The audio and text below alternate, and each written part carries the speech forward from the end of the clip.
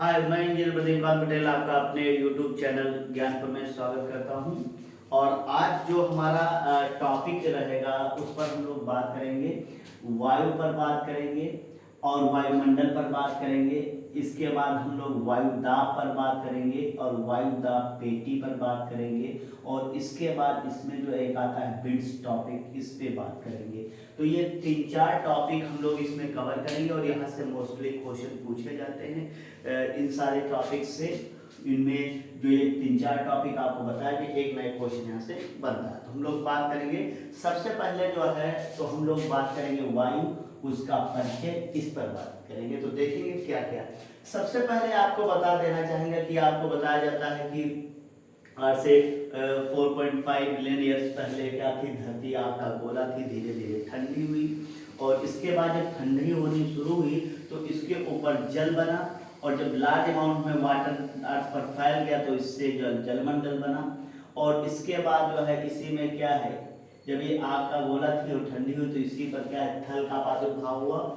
और फिर से थल मंडल जब लार्ज अमाउंट में, फिर ऐसे ही वायु, और जब वायु वायुमंडल में फैल गई तो इससे क्या हुआ, एटमॉस्फेयर यानी वायुमंडल बना। तो सबसे पहले अगर हम लोग देखें तो ये 100% थल पार्ट जो है धरती पर 32% है और 71% आपका जो है जलमंडल।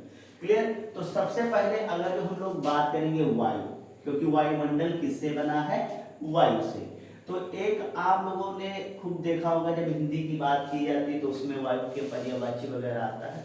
तो हम लोग सारी बिल्कुल अगर देखा जाए तो जो है एक A to Z इस पर बात करेंगे, इस टॉपिक पर। ठीक, एक एक बात आपको बताएंगे। तो सबसे पहले अगर देखा जाए, जैसे बात है यहाँ पर वायु का पर्यायवाची, अगर जो आपसे पूछा जाए तो आप लोगों ने बहुत सारा सुना होगा कि जैसे वायु का पर्यायवाची वायु होता है और इसमें हवा है। इसके बाद अगर जो हम लोग इसी में बात करें तो पवन है, ठीक, समीर है, अनिल है,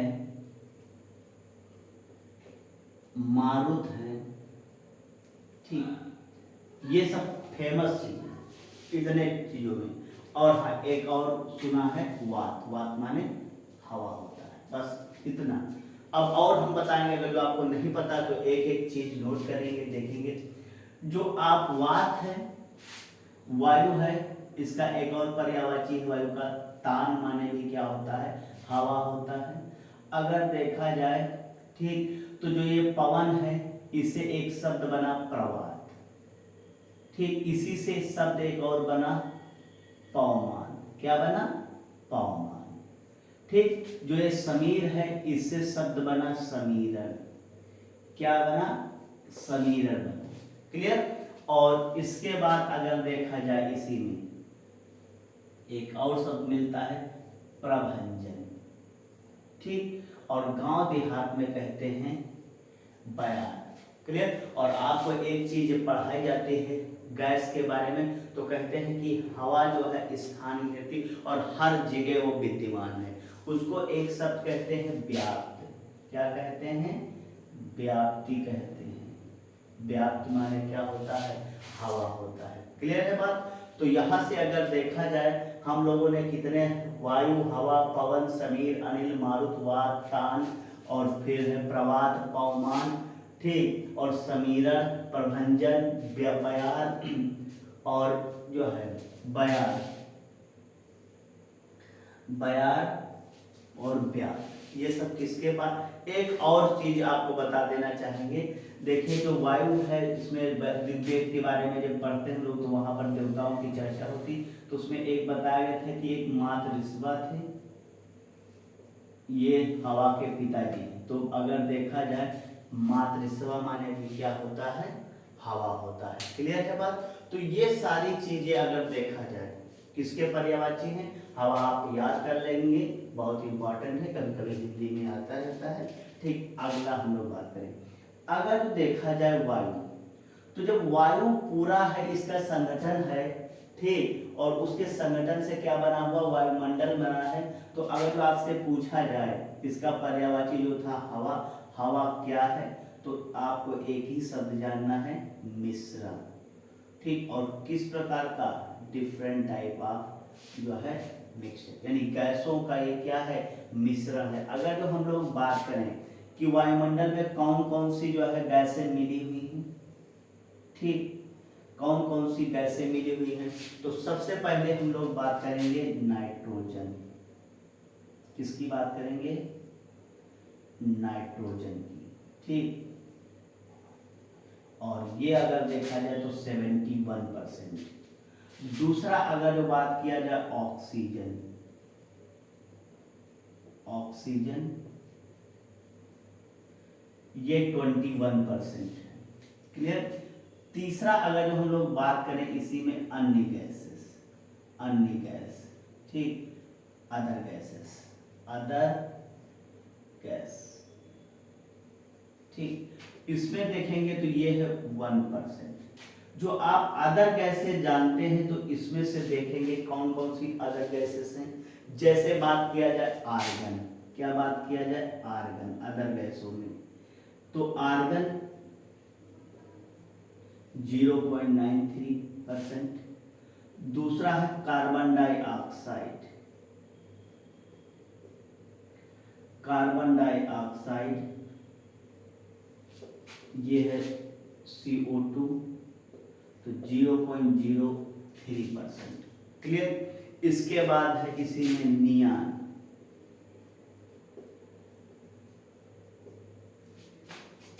0.0018%। कितना है, तो 0.0018%, ठीक। अगर जो हम लोग इसी में बात करें मीथेन, मीथेन की 0.0018%, क्लियर है।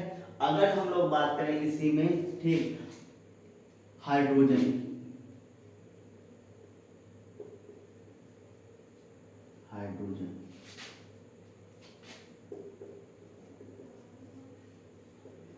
5%। तो ये कुछ गैसें हैं। ये जो हाइड्रोजन आप देख रहे हैं ये कहाँ की बात हो रही, जो मैंने ये सब गैसों की बात की, ये सब वायुमंडल की बात हो रही, एटमॉस्फेयर की। लेकिन अगर जो आपसे पूछ लिया जाए ब्रह्मांड की बात किया जाए, ठीक, तो वायुमंडल में अगर देखा जाए हम लोग बात करेंगे तो यहाँ से धरती के एटमॉस्फेयर की बात किया जाए तो यहाँ पर ये परसेंट, लेकिन पूरे होल ब्रह्मांड की बात किया जाए तो सबसे ज्यादा परसेंट किसका है, हाइड्रोजन का, क्लियर है।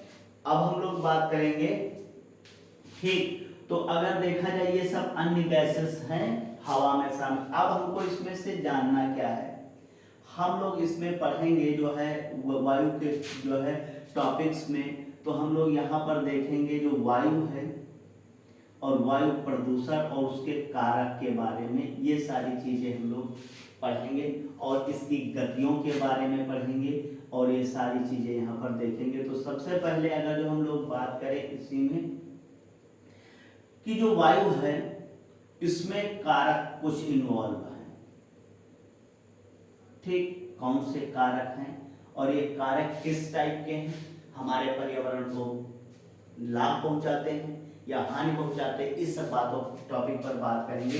तो अगर देखा जाए कारक, तो जैसे हम लोग यहीं से समझ लेंगे, बात की जाए एसी, ठीक, एयर कंडीशन की बात, कंडीशन की बात की जाए तो यहाँ एसी जो है इससे निकलती है CFC,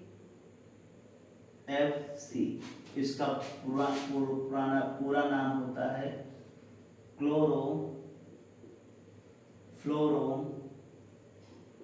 कार्बन, ठीक।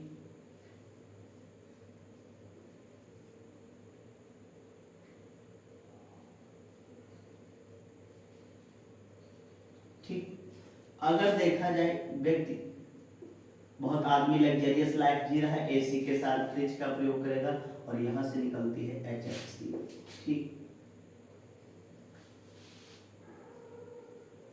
फ्लोरो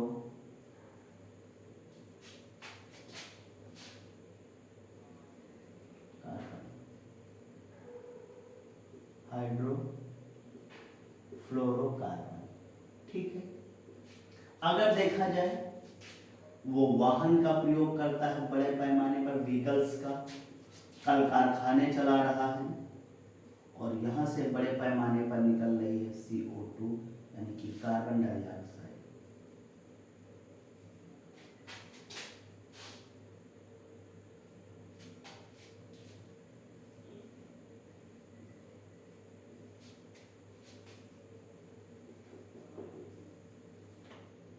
ठीक,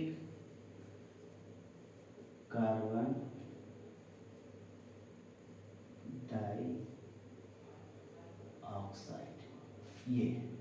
अगर देखा जाए तीसरा यहाँ पर कौन सा कारक है, तो देखा जाए ईंट निर्मित भट्ठे होते हैं, इनको ईंटों के भट्ठे कहते हैं। ठीक, तो जो ब्रिक्स मिल होती हैं वहां से बड़े पैमाने पर सल्फर डाइऑक्साइड निकलती है। क्लियर।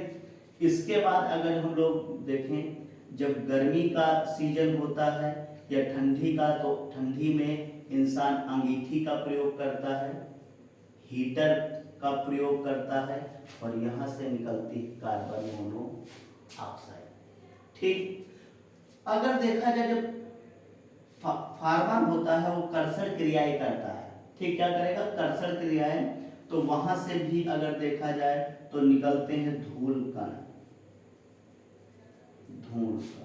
ठीक, आंधी तूफान आती है, कर्षण क्रियाएं होती रहती हैं कल्टीवेशन एग्रीकल्चर में, तो जो क्लीनिंग ग्रेडिंग क्रॉप्स की होती है तो वहां से भी डस्ट पार्टिकल रिलीज होते हैं।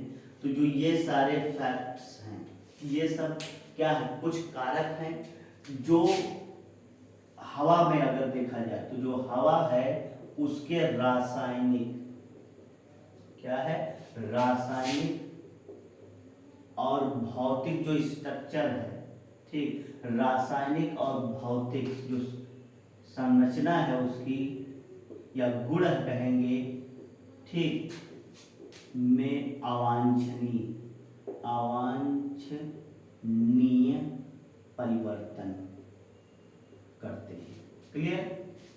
जब जो ये अवांछनीय परिवर्तन होते हैं और हमारे लिए क्या है, लाभदायक है, तो कोई बात नहीं। अगर जो ये हानिकारक हैं, अगर ये कारक जो ये परिवर्तन हमारे लिए हानिकारक है, इसी को हम लोग प्रदूषण में शामिल कर देते हैं। और बात कहाँ हो रही, वायु की, तो हो जाएगा वायु प्रदूषण। क्लियर है बात। तो ये जो चीजें हैं हम लोग अगर देखा जाए, ये आपका क्या है, सल्फर डाइऑक्साइड, सल्फर डाइऑक्साइड। और हम लोग इन एक एक पॉइंट्स पर बात करेंगे, यहाँ से चर्चा शुरू करेंगे। जो वायु का टॉपिक बिल्कुल सारी चीजें लेके चलेंगे। तो देखेंगे यहाँ से एसी है आपका जो है, तो यहाँ से क्लोरोफ्लोरोकार्बन निकल रही, फ्रिज से हाइड्रोफ्लोरोकार्बन निकल रही है। जो है यहाँ से देखा जाए नियान और नेफ्रॉन निकलती है, ये भी इफेक्टेड है।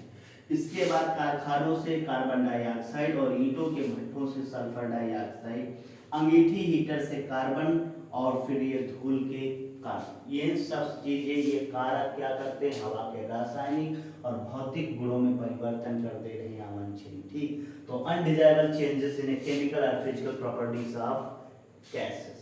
ठीक, कार्ड क्या है आपका, एयर पोल्यूशन कहलाता है। तो हम लोग एयर पोल्यूशन पर भी बात करेंगे। तो अभी हम लोगों ने क्या समझा कि जो एटमॉस्फेयर है ये किससे बना है, गैसों के मिश्रण से बना हुआ है। ठीक, और ये अपने आप में सभी कैसे मिला के कितना बनता है, 100% बनता है। ठीक, ये सारी चीजें हमने देखी। ठीक, अगला जो हम लोग देखेंगे इसी में, अब एक एक जो कारक आपको बताए गए हैं उस कारक के बारे में हम लोग प्रयोग जो है बात करेंगे। हाँ, कारक में जो है डिटेल में बात करने से पहले थोड़ा और एक पॉइंट जान लेते हैं, फिर ये जो कारक आपको बताए गए इन पर भी बड़ी डिटेल में हम लोग बात करेंगे। सबसे पहले अगर जो आपको कारक के साथ पूछा जाए तो उससे पहले आपको इसके हवा का उपयोग आपको याद करना है कि उपयोग कहाँ कहाँ। तो देखिए, पहला उपयोग है सांस लेने में। ठीक, सांस लेने में हवा का उपयोग होता है। ठीक, और इसके बाद अगर देखा जाए, अगर वो जिंदा रहना है तो सांस लेना जरूरी है। इसके बाद देखेंगे दूसरा, जो वाहन होते हैं, वाहन के टायरों में ये भरी जाती है। तो टायरों में क्या है, भरने के काम आती है। दूसरा देखा जाए, अगर ये वायु ना होती और इसमें गतियां ना होती तो इसके थ्रू क्या होता है, इसमें गति ना होती तो ये क्या होती है, कभी कभी वर्षा कराने में भी क्या होती है, सहायक होती है। जो वायु है ये वातावरण के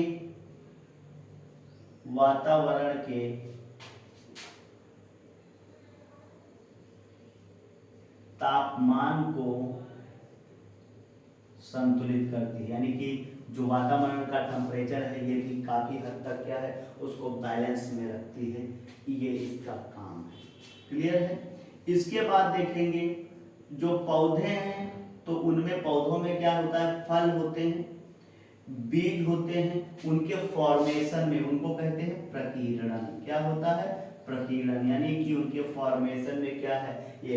इसी वजह से जैसे अगर जो बात किया जाए आपको बताया जाता है कि चिलबिल हो गया और ये आक हो गया, ये सब जो है पौधे हैं, इनमें जो फल और बीज होते हैं ये हवा के संपर्क में आके उड़कर एक स्थान से दूसरे स्थान पर चले जाते हैं और फिर जहाँ पर ये गिरते हैं वहाँ पर इनका जर्मिनेशन होता है। इस तरह से इनकी वैरायटी क्या है, फैलती रहती है। तो क्या होता है, फल और बीज के प्रकीर्णन में।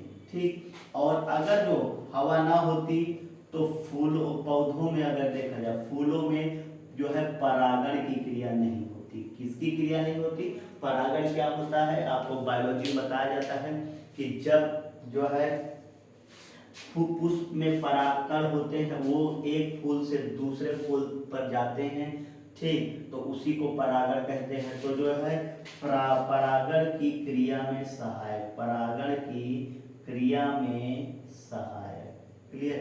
ये सब क्या है, वायु के उपयोग है। क्लियर है बात। तो हम लोग देखेंगे, अगर देखा जाए तो सांस लेने में, वाहन के टायरों में, वर्षा कराने में सहायक, वातावरण के तापमान को संतुलित, और फल और बीजों के प्रकीर्णन में, और परागण की क्रिया में सहायक। क्लियर। तो ये सब हवा के क्या है, उपयोग है। क्लियर है बात।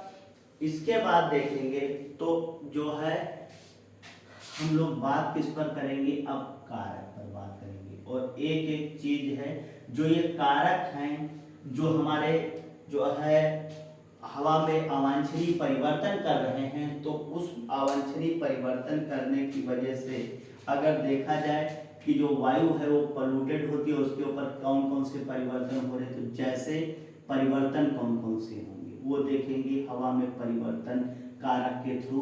तो सबसे पहले जैसे हम लोग बात करें इसी में अम्ल वर्षा का होना। दूसरी बात है परिवर्तन की बात करें, अम्ल वर्षा के बाद अगर देखा जाए इसी में, ठीक, तो ओजोन परत का क्षरण होगा, ओजोन परत का क्षरण होगा। क्लियर। इसके बाद अगर हम लोग बात करें इसी में देखेंगे, ठीक, विश्व तापन जैसी घटना, विश्व तापन जैसी घटना होगी। क्लियर। तो अम्ल वर्षा, ओजोन परत और का क्षरण और ये आपका ग्लोबल वार्मिंग, इस जैसी घटनाएं घटित होती हैं, ठीक, जिससे पर्यावरण का जो वायुमंडल है जो हमारा, ठीक, पर अगर धरती का एटमॉस्फेयर है, वातावरण है, इसमें क्या है बहुत ही चेंजेस हो जा रहे हैं, ठीक, और जिससे क्या है बहुत सारी वैरायटियां संसार की विलुप्त हो रही हैं और इसका जो है डायरेक्ट और इनडायरेक्ट दोनों तरह से लिविंग बॉडी पर इफेक्ट पड़ता है। क्लियर। तो हम लोग एक एक कारक पर बात करेंगे और उसके थ्रू जो परिवर्तन हो रहे हैं इस पर भी बात करेंगे। क्लियर है। तो तब तक के लिए धन्यवाद। नेक्स्ट वीडियो में हम लोग कारक पर चर्चा करेंगे।